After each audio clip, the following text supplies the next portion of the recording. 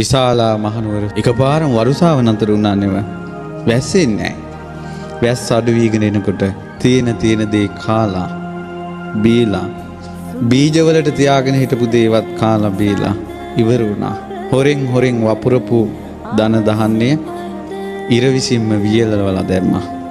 ඊට පස්සේ මිනිස්සුන්ගේ අතරින් ඕන වයසක මිනිස්සු මැරුණා.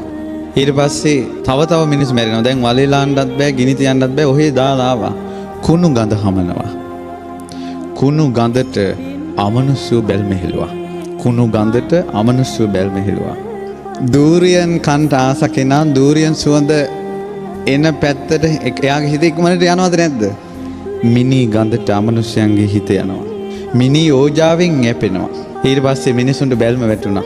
බැල්ම වැටිලා මිනිස්සු ඕන දැන් අමනුෂ්‍ය ප්‍රශ්න වලින්. දැන් ලෙඩ වෙවිනේ මැරුණේ, වසංගතෙන්නේව මැරුණේ, රෝග බියත් හටගත්තා, දුර්භික්ෂ බියත් හටගත්තා, අමනුෂ්‍ය බියත් හටගත්තා. තැන් වල මැටකෝටු. විශාලා මහනුවර සොහුනක් වගේ වෙලා ගියා.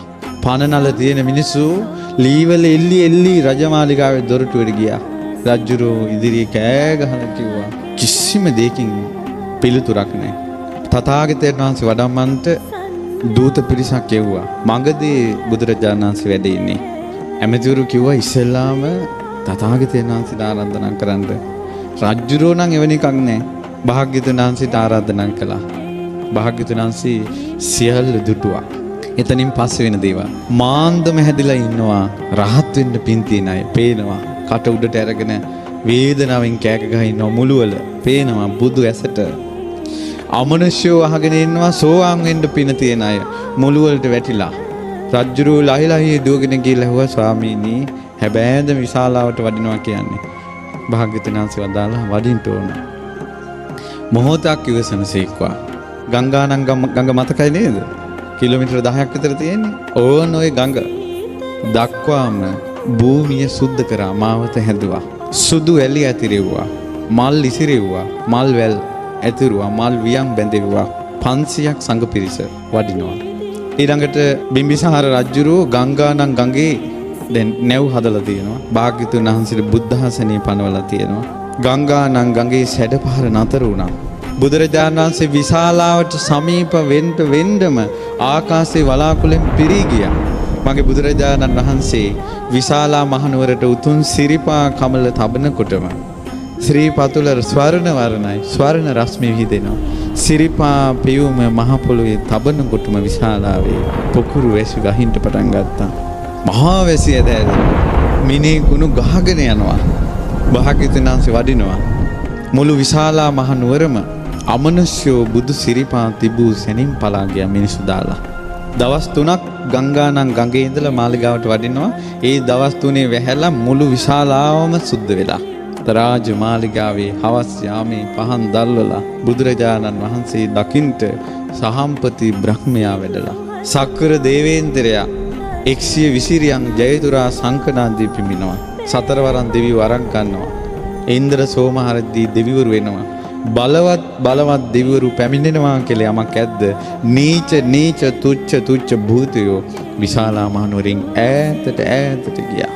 තවම රතන සූත්‍රය දේශනා කරලද? බුදුරජාණන් වහන්සේගේ උතුම් පාත්‍ර ධාතුට පිරිසිදු පෙන් ඇතිව අපේ ආනන්ද ස්වාමීන් වහන්සේ වැඩ ඉන්නවා. භාග්‍යවතුන් වහන්සේ දේශනා කළ යානීද භූතාන් ශ්‍රී සද්ධර්මයේ වදාළා. බුදුරජාණන් වහන්සේ වදාලා යානීද භූතානි සමාගතානි බුම්මා නිවායා නිවන් තලිකේ. යානීද භූතානි යං භූතයෝ සමාගතානි රැස් වෙලා ඉන්නවනේව. බුදුරජාණන් වහන්සේ වදාලා පොළොවේ තහසේ දෙවිවරු රැස් වෙලානේ. බුදුරජාණන් වහන්සේ වදාලා සබ්බේව භූතා සුමනා භවන්තු. මේ සියලුම භූතයෝ මේ දෙවිවරු සුමනා සුවපත් වේවා. සුවපත් සිත් ඇත්තෝ විත්වා. තුන් ලෝකීටම පතුරන මහා මෛත්‍රී නිධානයේ ඇති තථාගතයන් වහන්සේ ඉස්සලාම මෛත්‍රිය පැතුරුවා. අර ආකාශයේ පොළොවේ ඉන්න දෙවිවරුන්ගේ ශරීර සීතල වෙලා ගියා. ඒ වචනේ ඇහෙනකොට අතෝපි සක්කංච සුනන්තු භාසිතං මම දැන් යමක් දේශනා කරනවා. හොඳට අහන්න.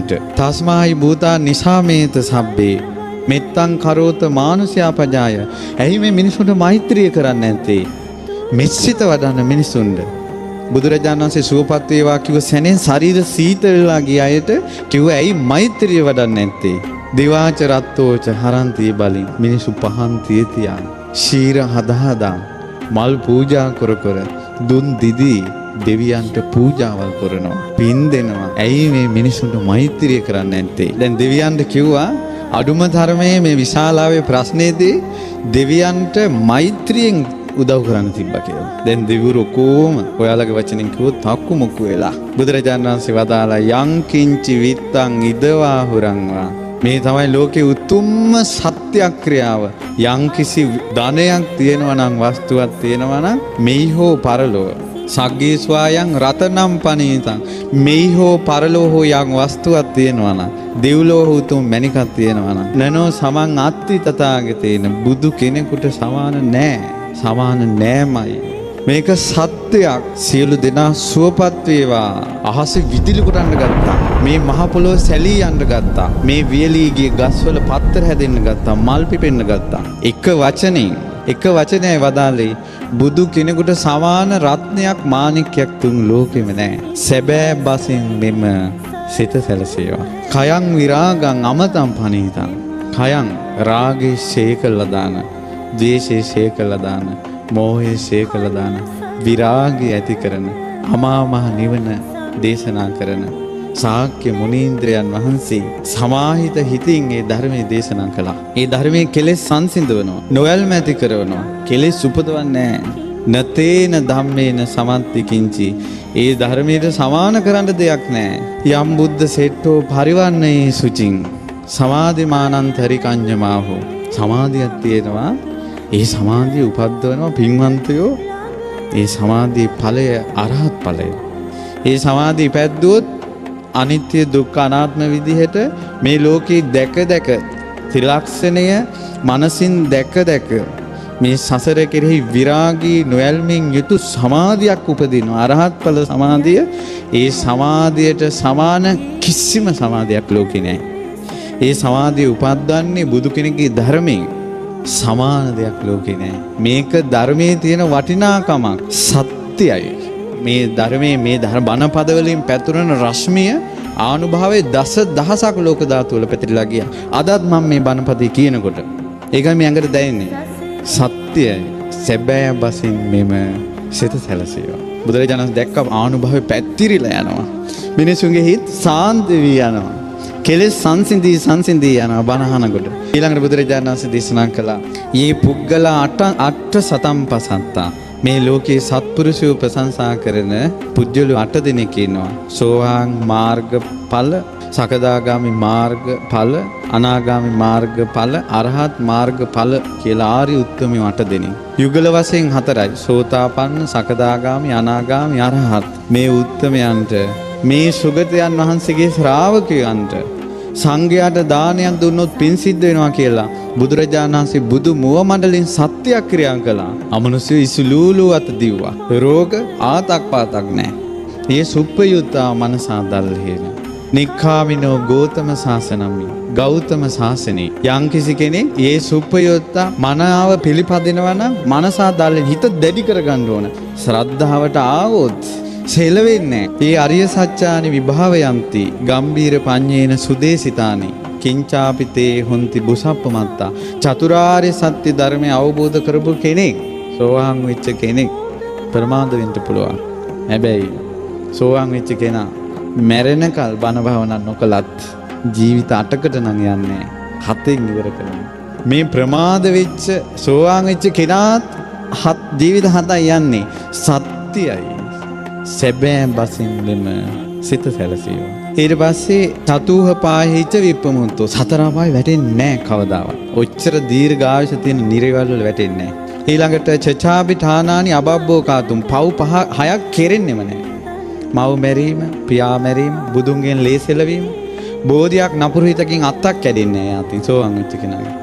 සෑයක වැලි කැටයක් නපුරු සිතෙන් ගැඩොලක් ගැලවෙන්නේ නැහැ සෝතාපන්න කෙනාගේ අතින්. මේක තමයි සංඝයාගේ තියෙන වටිනාකම. මේක කළා මේ සංඝ පෙරේත සුගත ශ්‍රාවකයන් වහන්සේලා. සාරිපුත්ත මහ රහතන් වහන්සේ ගැන කියන්නේ මොගලන් මහ රහතන් වහන්සේ ගැන, මගපල්ලාවින් ගැන. සත්‍යයි. සැබෑ බසින් මෙම සිත සැලසේවා. ඊළඟට බුදුරජාණන් වහන්සේ දේශනා කළා යම් පව්කමක් කෙරුණොත් හංගගෙන ඉන්නේ නැහැ. කිංචාපිසෝ කම්මං කරෝති පාපකා කායේන වාචාය මනසා. කයෙන් වචනේ මනස වචනයක් යන්න පුළුවන්. වැරදිලා. කතාව පිට.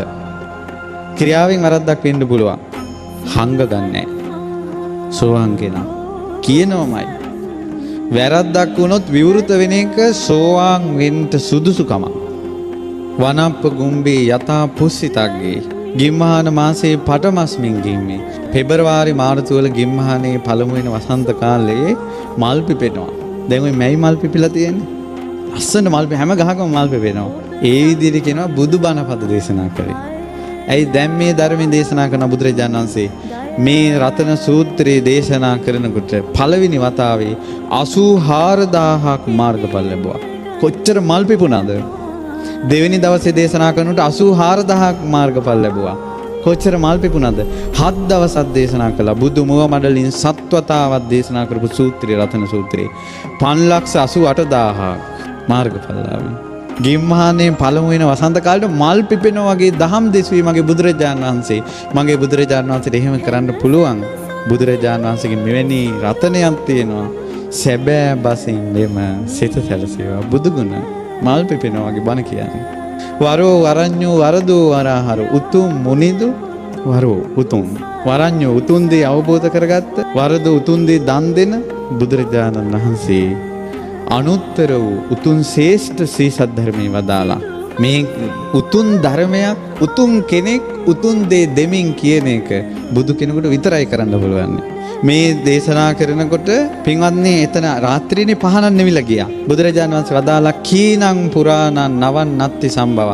පැරණි කර්ම ඡේ කරලා අලුත් කර්ම උපද්දවන්න නැතුව විරත් චිත්ත ආයතිකේ බවස්මි කිසිම උපතකට හිත යන්නේ නැතුව විඥානේ පැලවෙන්නේ නැතුව නිකලෙසුන මේ රහතන් වහන්සේලා පිරිනවම් පානවා. මේ පහන් දැල්ල නිවුණා වගේ.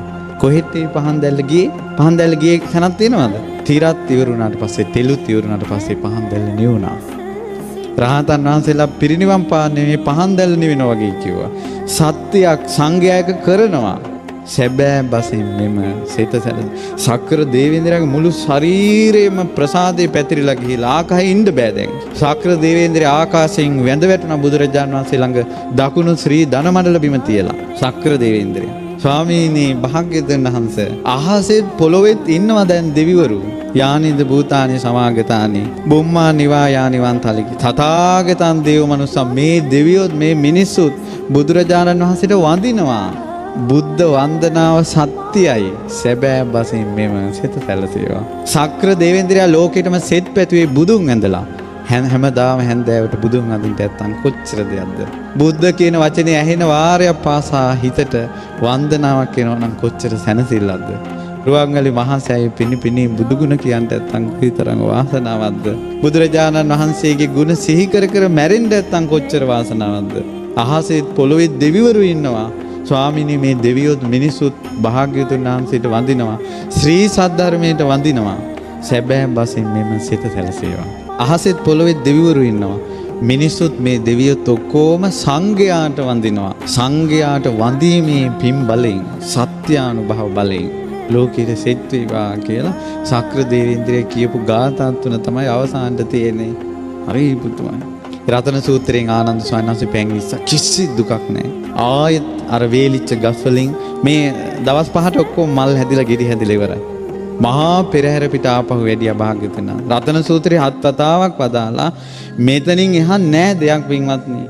ආටානාටි ආරක්ෂාවත් වෙසමුනි දිව්‍ය රාජයාගේ ආඥාවක් බුදුරජාණන් වහන්සේ අනුමත කළා.